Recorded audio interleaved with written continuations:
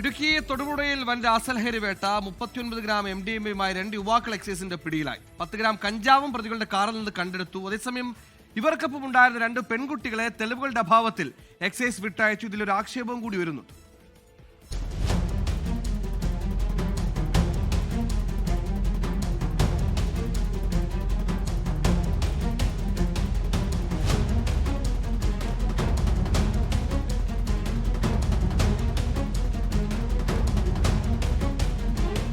തൊടുപുഴ നെയ്യശ്ശേരി സ്വദേശി ഹാരിസ്, മൈലക്കൊമ്പ് സ്വദേശി തോംസൺ ജോയി എന്നിവരാണ് മാരക ലഹരി മരുന്നുമായി തൊടുപുഴ എക്സൈസിന്റെ പിടിയിലായത്.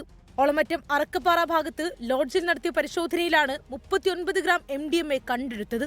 പ്രതികളുടെ കാറിൽ സൂക്ഷിച്ചിരുന്ന 10 ഗ്രാം കഞ്ചാവും പിടിച്ചെടുത്തു. പ്രതികൾക്കൊപ്പം 2 പെൺകുട്ടികളും മുറിക്കുള്ളിലുണ്ടായിരുന്നു.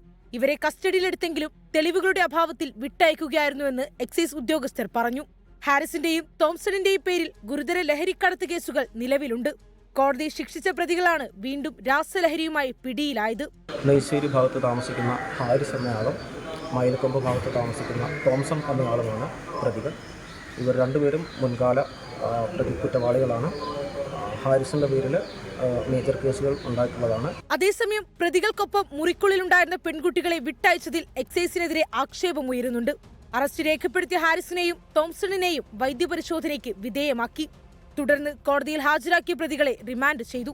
MDMA എവിടെ നിന്ന് എത്തിച്ചു എന്നതുൾപ്പെടെയുള്ള കാര്യങ്ങളിൽ വിശദമായ അന്വേഷണം നടത്തുമെന്ന് എക്സൈസ് പറഞ്ഞു.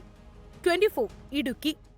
ലോകത്തെവിടെയായാലും ഏത് സമയത്തും 24 വാർത്തകളും ഓഗ്മെന്റഡ് റിയാലിറ്റി പാക്കേജുകളും എക്സ്പ്ലെയിനറുകളും വിശദമായി കാണാൻ ഞങ്ങളുടെ യൂട്യൂബ് ചാനൽ നിങ്ങൾക്ക് സബ്സ്ക്രൈബ് ചെയ്യാം.